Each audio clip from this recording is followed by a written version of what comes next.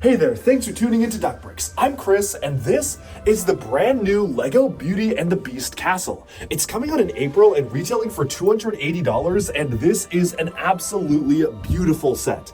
Now, when images of this first came out, people were so excited about it because they've never really depicted this location in LEGO form at such a grand scale before, until now. This is coming out soon, and we have it in hand, so join me for an in-depth early review of the brand new LEGO Beauty and the Beast castle. Let's jump in right now. Okay, so this is the brand new LEGO Beauty and the Beast castle. It'll retail for $280 when it releases on April 4th and comes with 2,916 pieces, which is actually a pretty perfect ratio. It is set number 43263 and is the first large-scale rendition of the Beauty and Beast castle that we've really ever gotten from LEGO. We've gotten a few of these in smaller, more play-scale forms for the LEGO 4 Plus line as well as the Disney Princesses line, but this is one where they really went all out. And of course, this is actually sort of tied to the Disneyland parks as well. Certain international Disney parks actually use this as the main castle in the park itself, so it's actually really cool to have this be finally built out as a large-scale build, similar to the other Disney castles we've gotten in the past. The set contains 10 different characters from the classic movie, although really only a few of them are actually minifigs. Of course, you have Belle and the Beast, but you also have Gaston making a reoccurring appearance from the previous LEGO Disney sets that he appeared in, LeFou for the first time, and Maurice for the first time as well, along with brick builds of Lumiere, Fifi, Cogsworth, Chip, and Mrs. Potts. All of these are depicted in varying levels of detail, and I'll have a lot more to say about the minifigs and characters at the end of this video, but for now, let's focus in on the castle. Primarily, the color scheme here is using these lavender pieces, which is actually a pretty rare color of piece to use for the predominant brickwork of a building, and a lot of pieces were specifically recolored for this set to be able to achieve that classic look. The set also includes a ton of exclusive printed elements. In fact, almost all of the elements included in the set with a decal are printed, with a few major exceptions being stickers. And honestly, I do think that some of these probably should have been prints, and maybe some of the other prints they used should have been stickers. I think maybe there could have been a better allocation of pieces, but again, we'll get to that at the end. Taking a look at the back of the castle, this is the full interior, and obviously to conserve space, what they've done is they've recreated the iconic spiral staircase where you're kind of going down into the ballroom, but they've just placed it as the front entrance to the castle. Because it doesn't really make sense having it be right against the front door, they've actually allowed to have this function where you can swap it in or out, making it either one that works better as a display model when you open up the doors and then see the red staircase going down, or have it display better on the backside. The staircase itself is the first thing you build, and it is really solid. I love the very simple but elegant building technique of placing these curved elements as handrails. I really do feel like that is a very solid piece usage for those elements, and just something I haven't really seen LEGO do in an official set. And this is our first taste of some of the brick-built statues that are dotted around the set, with these birds here featuring a very simplistic but really effective build, using the relatively new 1x2 tile curved elements alongside some standard tooth elements to really form the beaks of the birds. The back of that is a sticker, unfortunately, and many of the stickers against transparent pieces in the set are stickers because they are clear backed, which again is a bit of a pro and a con, and we'll get to that later on. You have a couple of holding cells inside the castle itself where the Beast has trapped some of his prisoners, and there's really not a lot going on inside those. There's basically just an array of bricks, and they're really just kind of just using the interior space from the backside of the bricks in the castle to form those, but I guess it kind of makes sense if you're just kind of locked away with stone and rock. I wasn't really expecting there to be anything super fancy inside these areas, but it is interesting to see the doors being used upside down with the lattice part on the bottom of the door instead. Moving over to the ballroom, this is arguably the most iconic part of the set. They've replicated the dancing feature with a very simple turntable, which you can use by twisting the gears on the side here, just allowing the entire dancing area to rotate, which is very nice. All of these transparent windows are printed, thankfully, which is really cool. You get 4 of them in the set, and my favorite part about this is actually the chandelier, which we'll take a look at in a second.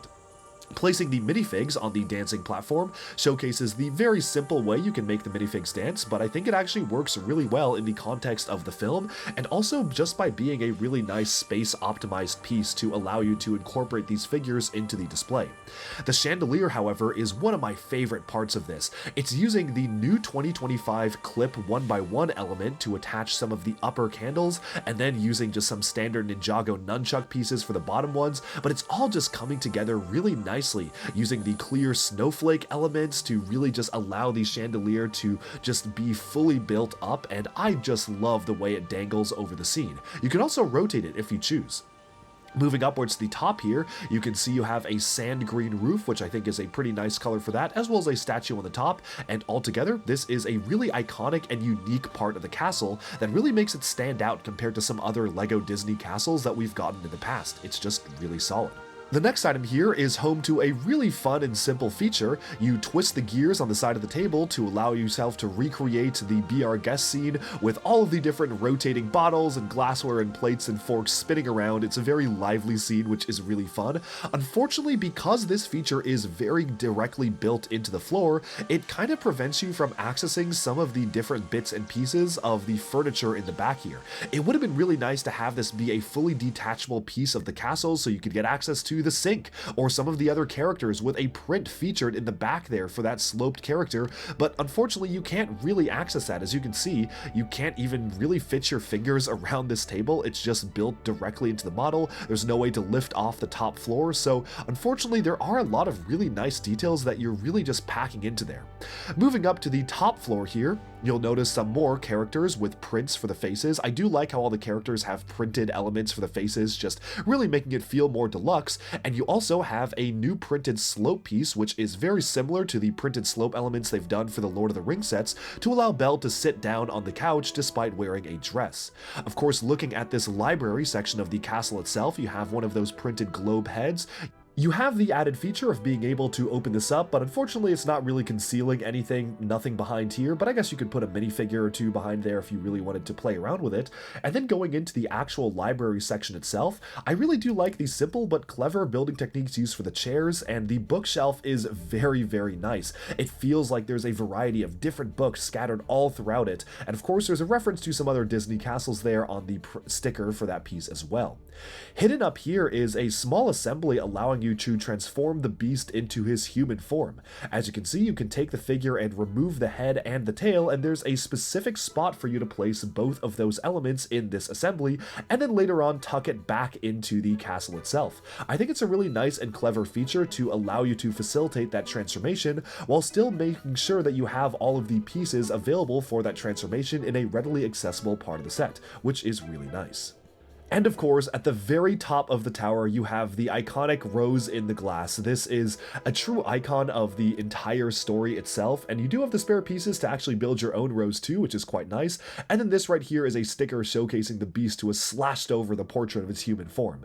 I really like how they use the microfigure sculptures in the bottom legs of that table. Just makes it feel a lot more intricate and unique as an entire build. Overall, this is a really solid interpretation of the Beauty and Beast castle. I feel like they captured all of the iconic rooms that you would want to capture here. You have the little holding cells, you have the ballroom, you have the staircase, which is probably the most iconic part. You've got the library, and of course you have the rose at the top as well. It's also pretty three-dimensional. When I first saw images of the set, I was a little worried it would feel too much like a facade and feel like it was just something that looks good on the outside but doesn't have that much interior space, but I'm very happy to be proven wrong. It's pretty thick and it goes all the way back into a full interior. And speaking of that exterior, wow, this is absolutely stunning. The color scheme, the rock work, the way that the bricks are morphed into the actual building, the statues, the mix of tan and dark red roofing, as well as the lavender and just little bits and pieces of light gray showing the age of the castle is really, really well done. And I love some of these decals for the artwork as well. Unfortunately, many of the very prominent decals shown on the front of the set are actually stickers, and I don't have as big of a problem with stickers as most people. well, but given that so many other pieces in the set are printed, it's a little strange how the stained glass element as well as the shield on the front of the castle are both stickers, which I feel like honestly if they had just decided to make those two things printed, I would have been fine just having stickers for two other decals in the set. I do understand they wanted all of the character faces to be printed as well as the beast's mirror, but honestly I feel like you probably could have traded one of those prints just to have an even more deluxe experience, because again you can see that is a sticker on the shield and it would have been cool just to get another new shield with a print on it. Moving on to the minifigures though, let's take a look at the main characters of the set, Belle and the Beast, starting off with Belle. Belle is pretty much identical to other versions of the character we have gotten in minifigure form, however there are some updated details. She has these really nice dual molded arms with the nougat skin color as well as the yellow gloves. She has an exclusive hairpiece that they've pretty much only used on this character so far, and of course special for the set is the addition of the new sloped element which you can use to allow her to sit down.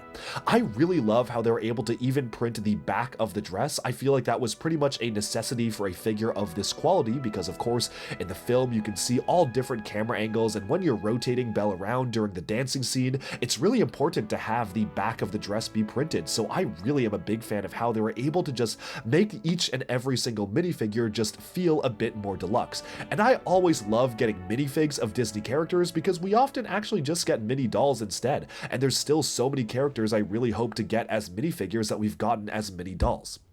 Moving on from Belle here, we can take a look at the Beast, and this is honestly, in my opinion, maybe one of the weaker minifigs of the set, and the reason for that is because I feel like the graphic design on the Beast's face just doesn't quite match the standard LEGO minifigure design. It feels more like a mini doll design, but it's very strange because it actually is a brand new print. They're using the same piece they introduced for the mini doll version of the Beast, but this is a new print they made specifically for this set for his face, and yet it still feels like a mini doll style of print, not a minifigure print. I know it's just a minor nitpick to focus on, and for most people it's not going to be that big of a deal, but I really like to see consistency when it comes to LEGO minifigure printing, and just this year, LEGO Star Wars had a whole debacle about whether or not printed eyes with different colored eyes should have pupils in them, and they decided not to use pupils, but clearly they were able to break or bend the rules here, so I just think it would have been nice to align that printing more to the minifigure style, although the printed mirror is nice. Moving on to the next character, Maurice appears for the very first time in LEGO form in this set, and he's pretty nicely depicted. The printing is fairly simple, but honestly I wouldn't really have expected much more. I really love the facial expression they've given him, one showcasing a look of fear and surprise, and then just a normal expression. It's just really solid. Next up we have Gaston, and we've actually gotten Gaston as a minifigure before, but this one is slightly updated from previous versions of the character that we've gotten. Specifically, what they've done here is they've printed on the sides of the legs, which is a really nice touch, although unfortunately it does feel like the legs probably should have been dual molded. And I will also note that the red printing on the darker shade of plastic for the legs just doesn't really match the torso for the bottom part of the legs. You can clearly see that the red is just a darker shade than the rest of the outfit, and not having the legs be dual molded despite them clearly having a delineation between the boots and the pants is a bit strange. But I guess that LEGO was just kind of trying to figure out where to make the budget make sense. They could print the side of the legs, but they couldn't dual mold it, so they decided on a compromise here. It reminds me of a lot of the LEGO Monkey Kid figures where they're clearly designed to have dual molded legs but just don't, so that is a bit unfortunate, but it's still really nicely done. A figure we do get for the first time in this set is LeFou, Gaston's assistant. Now, LeFou here I feel is really nicely characterized with the facial expression, although I will say one of the most iconic features in the film is his large nose, which is kind of hard to capture in LEGO minifig form, although I think they did the best they could by kind of having the eyes be mounted at a slight angle, showing the lines around his mouth, and the torso is really nicely done as well, so that one is a pretty solid figure. As far as the rest of the characters go, almost all of these are just fully brick built. Some of them are just single elements, but we have special prints utilized for all these characters. Some of them are updated from the previous Disney Princess line appearance, and others are not. And I do find it very funny how they actually have two handles on here. You have one printed and then one fully molded in, but I guess it's because they couldn't really put the eyes around the handles, just the way that LEGO printing works. Moving onwards, we have just all sorts of different characters, a lot of which have exclusive face prints just printed onto these cylinders and different elements, and I think they've managed managed to make these come across okay for some and definitely better for others, and I don't know, I think these are really cute, but I don't really count them as minifigures in my books personally. They just kind of feel like additional characters to be added in the set. I think my favorite character here is Cogsworth, just because of the way the hands are done. The printed face is really solid. Again, doesn't really feel like it's in the minifig style per se, but this I can excuse a little more because it is obviously depicting an animated character, and just the brick built of it is really nice with the 2 feet, and you have just a small shaping for the body. Lastly, of course, you have just the little rug here, which is a very nice and small build with the minion hair pieces being used for the tassels, which is actually quite clever to use as the pieces. Overall, this is a really solid set. Folks online seem to have really responded well to the set too, and I can totally see why. It is a beautiful rendition of a classic film building, and I really appreciate just the level of detail that went into not just the building, but also all of the characters as well. Sure, there's a couple minor things I think could have been changed, like printing the stained glass window especially would have been really nice instead of having to lay it down as a sticker, but overall, I think that this is just one of the most beautiful builds LEGO has put out in a long time, and for once, the price is actually pretty fair, which I did not think I was going to be saying in 2025.